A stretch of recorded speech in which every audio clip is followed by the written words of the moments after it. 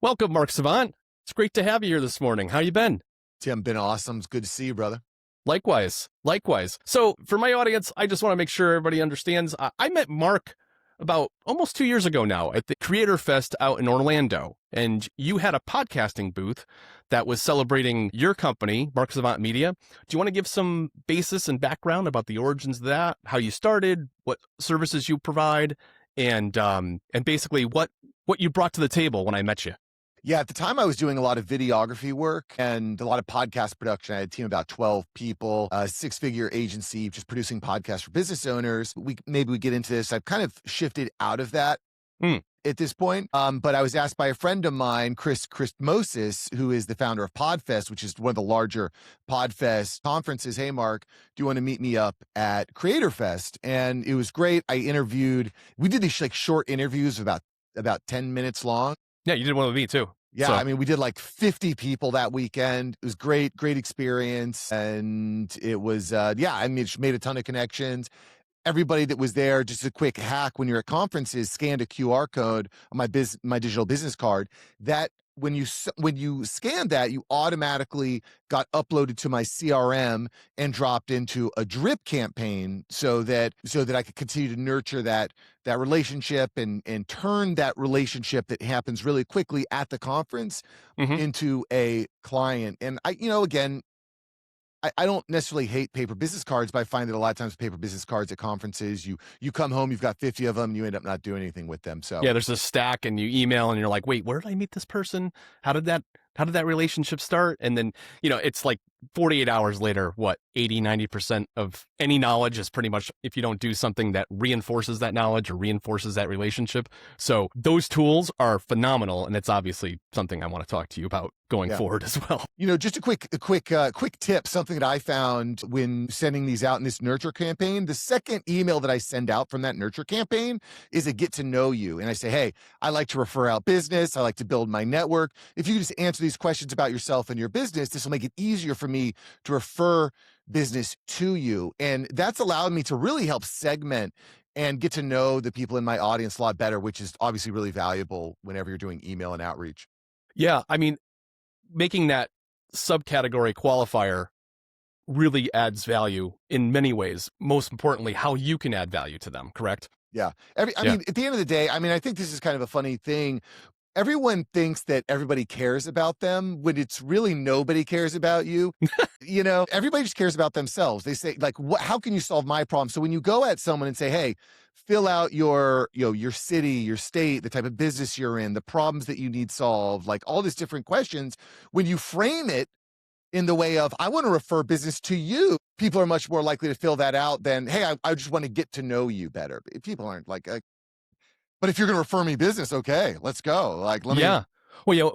What have you done for me lately, or what can you give to me? What am I getting out of this interaction? And I often see that when you have an interaction with a major corporation and they send you a survey afterwards, and oftentimes they're very misleading. You think it's going to be a couple questions and it turns into 15 minutes. How many times has that turned into a non-submission where somebody's wasted their time and now they have a negative association with that company, right? At least that's happened with me, where I feel duped into basically doing some of their research. And it's like, give me 3 or 5 questions. I'm fine with it. And then qualify it when you send me that, right? Let me know that this is what your expectation is. This will literally take you a minute. And just respond to these 4 or 5 questions for us. It's very valuable to us. And maybe you get a discount code at the end of it. Something for your effort, because otherwise people are just like, why am I doing this? Right? Like again, back to what your point was earlier. What's in it for me? Right? People are very myopic in that sense. What is the desired outcome of that person? In the marketing world, I've just become to embrace this more and more. What is the desired outcome from the person that I'm speaking with, marketing to, advertising to, et cetera? Yeah. So you expressed earlier the evolution of Mark Savant Media. What's changed over the last 1.5, 2 years since I've met you? Well, I don't do podcast production anymore at this point. I really streamlined last year down from having about a dozen different customers, a dozen different employees, down to just a core few. I still have a couple customers left that were headache free. But the reality is, Tim, is we live in an AI world right now, and the types of problems that I think we've been solving in our businesses over the last 10 years are not going to be the problems that we're solving in the future. And a lot of old business models are just breaking or shifting or completely changing, and the opportunities that AI affords us are I think much greater. There's a lot more leverage when we learn how to use these AI tools to scale. Yeah. Yeah. And I think that's an important aspect of this. I think a lot of people see AI, and it's amazing to me that even if you look at some of the statistics that are out right now, there's still a vast majority of people that don't integrate those tools on a daily basis. They have a cursory understanding of what AI is and what it has to offer. But a lot of people see it in the form of maybe social media posts with like VAO videos and that kind of thing. And people have a very high level to some degree. It's becoming more part of the zeitgeist with the month after month and new models and how companies are integrating it and forcing individual employees to adapt with these tools or basically die. I mean, their positions need to encompass this. So everybody feels like they need to have their finger on the pulse of this stuff. It feels like the .com era of 2000, to be honest. Like, everybody needed a website at that time. So they would hire a developer that literally was just like, yep, bring this person in for, 100,000 plus a year and make this happen. So, just crazy investments into this stuff. So, tens of billions of dollars. But you know what? I do want to kind of push back on this idea that everybody's kind of using it. A recent Ipsos survey poll came back. This was just a couple weeks ago. Covered it on my YouTube channel. Only 50% of professional adults used AI during the 7-day polling period. And I was shocked, absolutely shocked that only 50%. And I think what this tells us is that no matter where you're at on your AI journey, you're likely ahead of a lot of the population. There's a lot of leverage right now. You hear someone saying, "Oh, that person's doing AI agents, and I can never catch up," and they're so far ahead. You can absolutely catch up. And again, we've moved past this time where just popping open ChatGPT and using it like Google, that's good, but you can just take that a step further every week. You can start to really accelerate and improve your value to the marketplace and to the world and to clients. Yeah. Yeah. So there is the question that, integrating some of these technologies, some of these new tools and everything, and keeping it human and authentic. How can you speak to that with some of the new tools and being in that place and being authentic and still having the human element, but also leveraging some of these tools so that you kind of have a leg up in the game? So, I mean, this is a huge question, but generally speaking, when you're conversing with an LLM, an AI, we'll call it ChatGPT or Claude, Google Gemini, it's going to be taking and giving you a response back based on a few different things. The first of which is context. And that overall context is not necessarily just what you type into your prompt, right? So layer one is prompt. What are you typing in to the little chat box, the text box? What are you asking it to do? Are you a mega prompter? Are you a prompt engineer? We've heard that term flown around. But it's also the context on the back end. What is all the memory? What's all the short-term memory in that individual chat? What's all the long-term memory that's been saved over all your conversation and all the chats? What's the context in the project? Because all these programs have projects now, so you can work on your, if you have different clients, they might have different projects, or if you have different tasks you complete, they might have different projects. Okay, so you have that context. Then this has been kind of recently introduced with Claude, is you have all the context that you are tying up in .md files. So you have skill files, you have about me files, you have what I do, who I serve, you have all these different files. Because one of the cool things with Claude and Claude Cowork is it doesn't just engage with you inside of the software itself. It engages with you give it access, you give Claude Cowork access to your computer, and it can actually go and create and read and edit files within your computer. The first time I opened up Claude Cowork, I wanted it to essentially assess a Google ad campaign that I was running, right? Okay. We're spending about $5,000 a month. I wanted to kind of say, hey, what's working? Can you optimize? What can we do better? And it said, okay, I need access to your Google ad account. I said, okay.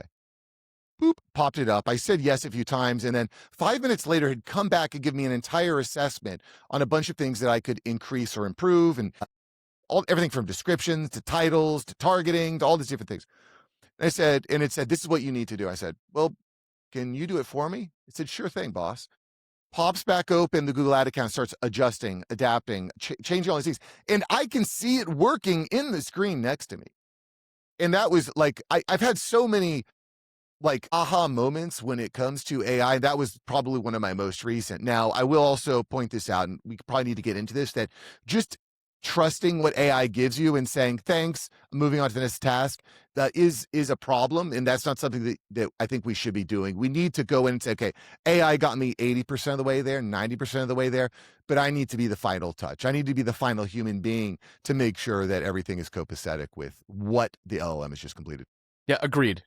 I think some perception out there is that this is a golden goose and it's the be all end all. You put a prompt in there and everything that comes back is copacetic, and you publish whatever it is, and you think everything's, to some perception, it's fine to publish, everything is accurate. But in reality, that audit process is ultimately the responsibility of an end user, a human, and you need to make sure that there's no hallucination going on. There's no navigation into areas that are just irrelevant contextually to what the question was. Because honestly, if it's a big enough and a more complex enough problem, it's going to wander, right? And that's where prompt engineering, proper prompt guidance from point A to point B is paramount to getting the information, accurate information, factual information, contextually appropriate information for the task at hand. Yeah, and we're getting into a place now where having kind of like a general knowledge of many different things, many different skill sets is important, and knowing what you don't know is important too, because a lot of people are just saying, oh, well, AI told me this, so I can go ahead and copy and paste it and send it out to a client. This happened last year.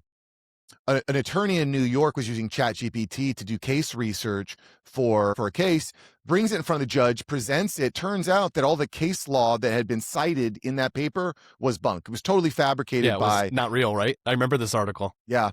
And what was great, what I loved about that is the attorney's like, well, I asked ChatGPT if it was real and it said it was. So it's like, okay, you know, you need to do due diligence on this stuff. And again, that was a year ago, but we've moved past that now. And I talk about this a lot on my YouTube channel. This is the year of the AI agent. This is the year where we stop looking at AI as a tool. We start looking at AI as an employee. But there's a lot of risks that come along with that. And I just covered this yesterday in a video. There was a Cursor AI agent that was using Claude Opus 4.6, which is one of the newer models. And this agent ended up deleting this company's entire production database. It went in and it got this error, and it's like, okay, I know what we'll do. We're going to burn the whole thing to the ground and start fresh. Yeah. Without authorization, which was in place, right? There was a safeguard supposedly in place. That's absolutely right. It circumvented that because it felt like the ends justified the means. And it just reinforced the fact that there needs to be stricter, stronger guidelines for these models, and specifically these agents that, listen, I'm giving you a leash, but it stops here. You have to let it, you have to give me the permission. And I know Claude Code does that constantly. I played around with doing a text-based adventure, the first project I had with Claude Code a couple weeks ago, and it literally asks, I have it on my Mac, it literally, every time it wants to rewrite something or make a change or whatever, it's like authorize, like every time, and it gives you a context window that lets you understand this is what I'm trying to do. So, you know, and I put those stopgaps on there for that exact reason. I want to know what you're doing. You know, I want to know what's going on in the background. And I think at least some people, they see a story like this and they say, oh, it's too dangerous, it's too risky. I'm not going to think about it. I'm not going to worry about it. But as we've seen, you know, we're in a modern day gold rush. There's a lot of opportunity here if you're willing to go out and test and try and run these new things, because there are times where AI is just going to completely wow you. I found myself using a term I've never used before, which is the term delight. Just sending out a simple proposal to someone, AI will it'll create these like interactive proposals or sheets or graphs, things that you hadn't thought of that you wouldn't be possible before, which can just add a little bit of touch to that project. Yeah, that's having quote unquote a second brain that helps strategize and conceptualize proposal stuff like that, or communications that incorporate. I mean, we're all different, right? Some of us respond to audio when it comes to podcasting. For the longest time, the golden rule for that was it's audio based only. Now it's evolving into this visual, because there's a lot of visual people out there that like to see the body language, the nonverbal communication, right? And you give people the option. They could listen to it and not watch it, or they can incorporate both aspects of it. I think evolving with that, and evolving with the understanding that things aren't stagnant. There is nothing, everything evolves over time. And I think this is bringing to light that technology today is growing at a pace, especially with this new technology with AI, that we just need to understand that it's here to stay, just like the .com era was here to stay. And we need to evolve and adapt to it, but we also need to have a general consensus and a communication and a good conversation going forward with it, so that everybody's on the same page and we're growing together with it and not fearful. I think once you get that fear-mongering thing into play and really kind of push back on new technology, you become the evolvers and the has-beens, right? And you're just going to be left in the dust, and you're going to be the guy or the person or whatever that has their position eliminated, and you're just grumpy because you're like, oh, I remember the days when I used to be able to code, and I had a great paying job and everything else, but you didn't evolve with the technology as it went. And now you're kind of left in a lurch because the people that did evolve, those are the ones that are being sought after, right? Yeah, I mean, if you don't have AI skills, AI literacy, if you don't know how to deploy AI agents, you're just not going to be able to function in a white collar workforce. We're getting quickly there, but I will also, at least I expect that using and deploying AI agents is going to become easier and more accessible. But here's the trap, right, Tim? Because if you're someone who's of the thought process of, oh, it's too messy now, I'm just going to wait till it gets sorted out. Well, then you're competing on an even playing field. Now, everybody's going to be on that same playing field. When you get in and you start using the tools now, you start to develop AI literacy. You start to develop what I would consider an unfair advantage. You're putting your oxygen mask on first. And I'm not saying we don't want to help other people, right? But if you're going to be relevant in the today's marketplace, if you're going to be respected by your peers, by your wife, by your kids, if you're going to be financially free, you need to have these skills in your tool belt, because honestly, we don't know where this is going. Right. We just don't. So it's kind of imperative that we keep evolving and trying new things. And this is something I think that is really important. AI really empowers us to build things very rapidly, very quickly, faster than ever before. I was just sent over a business proposal to a colleague of mine on a project I'm working on. It was 33 pages long, and I'd gone through 7 different iterations to get to where I was. I was working with Claude. I was making adjustments, kind of continuously adapting. And he goes, wow, these business proposals used to be 5 pages long. Now this is 33 pages long, which is kind of a good and a bad thing at the same time. Like, there's a little bit of information overwhelm that people get when they're like, you just sent me a 33-page document that I have to review. This is a lot of work rather than a 5-page skim. So there's some of that. But I bring that example out because you can build MVP software. You can build proposals. You can build websites. You can build funnels. You can build marketing campaigns. You can build much, much faster than you have in the past. And this is important because the reality is your first business idea, your first side hustle idea is probably not going to work. I've gone through about a dozen to get to where I'm at today. Okay. And the problem, I think, at least for me, was I would spend all this time building out. My first platform was a platform called Act a Dad. It was focused on helping dads be proud of who they were and be an active role in their kids' lives. It was a lot of fun, never made any money. I sold I think a dozen shirts. Okay. I just never made any money, but it took me so much time to build it out that I felt married to it. I couldn't shut it down. So I just went on and on and on and on. But when at a certain point, I should have said, this isn't working. I'm not getting the downloads that I wanted. I'm not getting the revenue that I wanted. I'm spending so much time. Everyone tells me, Mark, the key is consistency. Just keep going. Just keep going. But at a certain point, I got to say, it's not working. I got to try something else. Yeah. The pivot, right? And I think you can use poker as a parallel for that.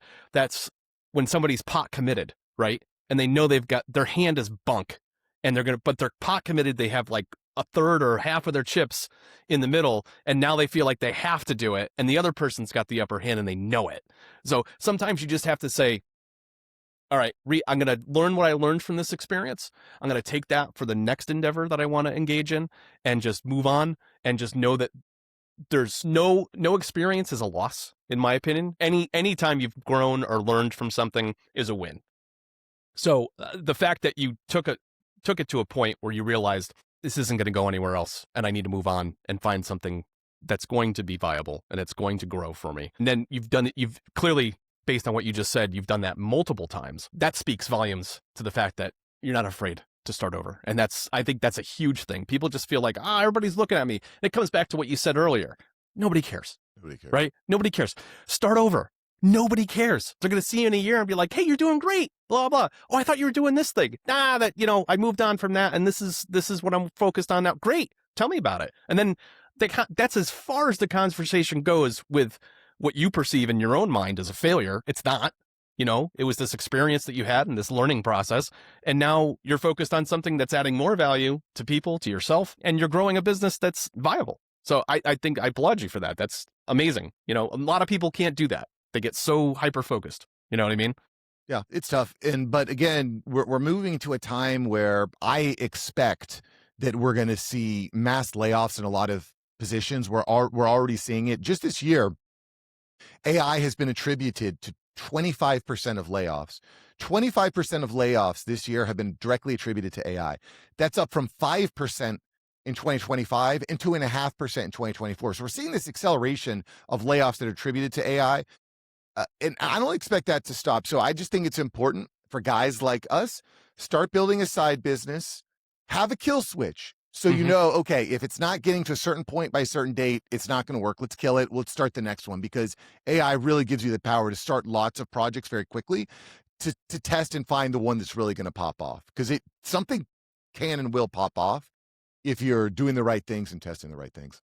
So what would you give to guidance, as far as guidance is concerned, to someone that has a cursory understanding of the AI as it stands to date, and they wanted to hedge their current career, whatever that is, doesn't really matter, we'll just call it anything, and starting this side hustle, starting this consistency on the side to stay ahead of the curve, or at least get guided in a direction where they can build and understand this technology better and profit on it and take advantage of it and keep moving forward and learning from that process and building like you're suggesting. What would be your initial guidance to people? Well, it comes down to, first of all, knowing yourself and knowing your audience, okay? Because you don't want to build a business that you're not going to be able to keep up with, right? Mm-hmm. A lot of people see me on YouTube, like, Mark, YouTube, you make it so much money on YouTube. It's so easy. I'm like, bro, I've had 1,800 videos on my YouTube channel. So you got to know yourself. What do you like? What do you enjoy? That not everyone's going to be able to do that. You definitely want to know who your audience is. What is the problem, or your customer, your prospect? What's the problem? What's the pain point?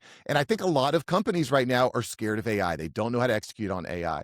So I think what I recommend is, how do you combine your skill set with AI to solve a niche problem within that niche industry, create a blue ocean? A lot of people, I come from the marketing world, and a lot of marketing agencies we do Facebook ads. Okay, let's break that down. How about we do Facebook ads for insurance agencies? Okay. Mm-hmm. And how about we do Facebook ads for insurance agencies in the state of Florida? And how about we do Facebook ads for insurance agencies in the state of Florida that focus on B2B, right? Like, niche the hell down. Yeah. Niche down. And especially when you're starting a side project, just to try to just focus on one customer, knock it out for one customer, and that'll expand out. Leverage your skills, leverage AI to find that really niche solution. And because at least for me, I'm thinking like, well, I want my side hustle to bring in some income. Right now, my YouTube channel is bringing in about 20% of my monthly income. So I'm like, okay, proven concept, 20%. That's not bad. How do we get that to 40%? Because once I get to 40%, I might just say I'm going all in on this thing. Yeah, for sure. But yeah, again, starting there, and if you're like me, you're probably not sure exactly where to start. I think it's good to take this context into account and then start having a conversation with an AI agent, like a chat. Just to open up ChatGPT and just start having a conversation.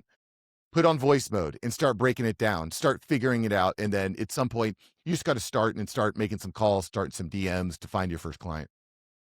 Now, when it comes to all this, the overarching thing is, what resources do you employ to stay on top of the emerging technologies out there? I mean, there's ChatGPT, there's Claude, there's Gemini, there's Grok, there's all these different platforms and LLMs, and then any number of agentic things that are evolving with the weekly. I mean, literally, this is moving super fast. Do you have any creators that you count on for regular content to keep you up to date and apprised of what's coming and what's new and like the leading edge of all this? Yeah, I mean, I just do a lot with, quite frankly, just testing myself. I like Ruben Hassid over on LinkedIn. I think he does a good job. AI Advantage is pretty good. One of the challenges I think I found with a lot of the AI influencers and AI creators is they're either one of two things. They're either too advanced and too complex. I'm not getting into, I'm not a coder, I'm not a developer, I'm a regular guy. I'm a regular marketer. And so some of the guys get just way too complex and way too deep, and I'm like, this is just overwhelming. Or it's kind of like way too surface level, like they just generated some random prompts. So really, what I'm looking for now is this is actually the business plan that I'm working on, because I haven't seen this out there. Is creating smaller cohorts of guys, probably 6 to 10 guys, who all are working together to build out solutions. With different business acumen. Like we bring in a marketer, we bring in a coder, we bring in a sales guy, we bring in an ops guy. Different people with different specializations who are all testing different things with AI, and meeting on probably be meeting on a monthly basis to say, hey, what's the project you're working on? And there's two things that happen there. A, someone could say, hey, I actually did this before, and this is what I learned. So you can walk away saying, okay, I don't need to try that. I'm leveraging the experience of the cohort. And B, is keeping accountable, right? If you say on Monday that by in 3 weeks you're going to have something done, you're accountable to this group of men. So that's kind of the project I'm working on, because the reality is, with a lot of courses, a lot of influencers that you might buy a course from, you probably pay for it, open it up a couple times, and don't finish it. So I'm kind of trying to figure out, because I've done that a few times, right? Buy a course, get the worksheet, get overwhelmed. I'll come back to it later, never come back to it. Where's the urgency, right? When you're accountable to a group of people, that creates all the urgency you need, right? Because they're all relying on you. Exactly. So that's kind of the vision of this cohort that I'm building out. That should be launched in June, is the expectation, in June. And so in any event, what it's going to look like is, weekly large meetings for the entire group of guys. We'll have 30, 50, 100 guys, and we'll see. I have a kill switch too. If we don't hit a certain threshold, I'll be like, hey, not working, not profitable, let's move on to the next project. And then breaking that down, basically the vision right now, I'm kind of just giving you some inside baseball here. The vision here is reach out to all the guys I know, bring them in. Once we hit 30 members, that'll be like the founding group. They get a special rate. Everyone in the initial 30 gets a special rate for the group. And then we'll break it into probably 2 different cohorts. And that vision will be, hey guys, meet once a month. Here's the structure of how your call should go. You commit to a certain project, you work together to achieve that project, right? You compile resources, you compile experience, and then we'll have different trainings. I've already reached out to about a half dozen guys that are really doing some really cool stuff with AI. And so I have different trainings lined up to kind of help expedite and build out processes. So in any event, that's kind of my vision. And it's one of those things, and I think you could probably agree with me, Tim, when you wake up in the morning, you're always thinking about something. Eventually you just got to go. Yeah.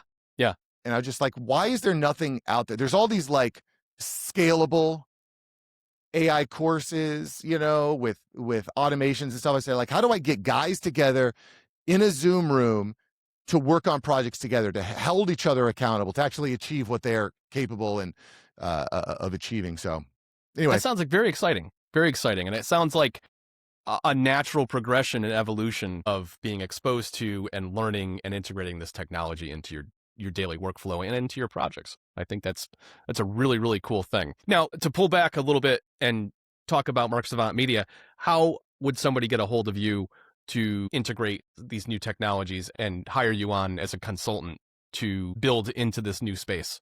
And because I know that's what you've evolved the Savant Media into. Yeah, you can just go to my website, marksavantmedia.com, marksavantmedia on every platform. You could just, YouTube is where I'm the most active right now. The YouTube channel's been growing 10% month over month.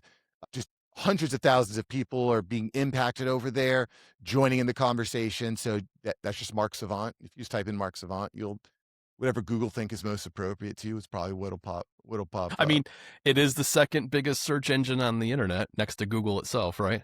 Yeah, So, I yeah. love YouTube. It's just and again, over the past several months and seeing the growth that's happening there, I said, there's a lot of guys that need help here. They need help. They're concerned. Companies are laying off by the tens of thousands. It's starting at the top. It's going to trickle down. And the AI is just it's a very special moment in history that we're living through right now. And I think people forget that even in established platforms, YouTube, Facebook, Instagram, TikTok, all that, you see some of these content creators or influencers and you feel like, there's so many people doing this, that, or the other thing. There's no room for me. It's nonsense because to what you said earlier, niche, right? You find that micro niche there's no value being added there and it's not being served. And you find that space and the next thing you know, it just pops and you're providing a value and a service that people didn't even realize they needed, right?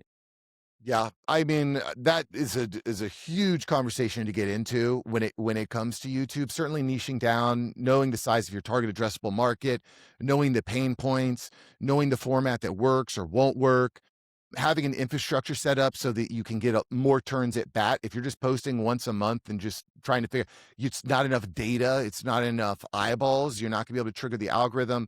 Knowing the viewer psychology, knowing how to properly set up an intro and hook to a video that you're going to keep people engaged, knowing how to set psychological loops within the intro that keep them watching to the end.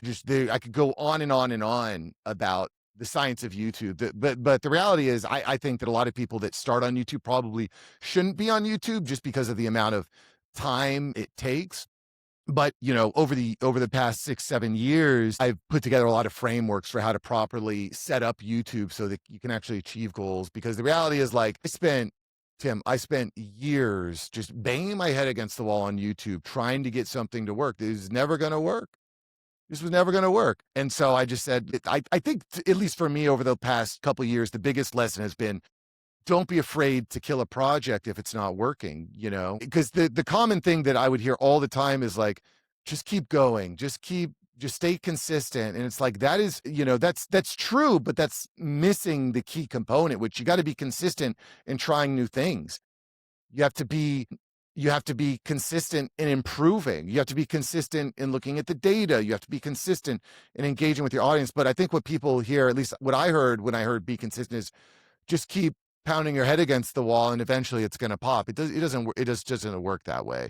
No, I mean, what the definition of insanity is doing the same thing over and over again and expecting a different result, right? Yeah. So Yeah. pivoting and shifting gears is paramount. Yeah. Yeah. You have to be willing to shift gears. Yeah. Well, it's been great catching up. I appreciate you taking the time today, and I appreciate learning about this cohort looks like it's going to come to fruition sometime this summer. And I look forward to seeing the continued evolution of Mark Savant Media. I think you and your company are on the right track here. You're taking advantage of the next, the leading edge, the bleeding edge, if you want to call it that, of technology and finding ways to add value to businesses and others in that process. So I applaud your steaming ahead at the head of the pack. And I'm very excited to see what comes next for Mark Savant and Mark Savant Media. So again, thank you for joining me today. And I look forward to talking to you again real soon. Thanks, Tim. Appreciate you. I can see you're doing great things over there. Just by kind of talking and listening, I feel like there's stuff that I could learn from you as well, because you have experiences that I haven't had. Right. Yeah. And again, that's kind of this vision with this cohort is like, hey guys, this is what I'm going to try this next month. And you could say, hold up, Mark, I did that. Yeah. And this is what I learned. I say, oh crap. Oh, wow. You just saved me 3 weeks worth of work. And well, I look forward to finding a way to add value that way. For sure. Well, thanks again. Thanks, Tim. Appreciate you.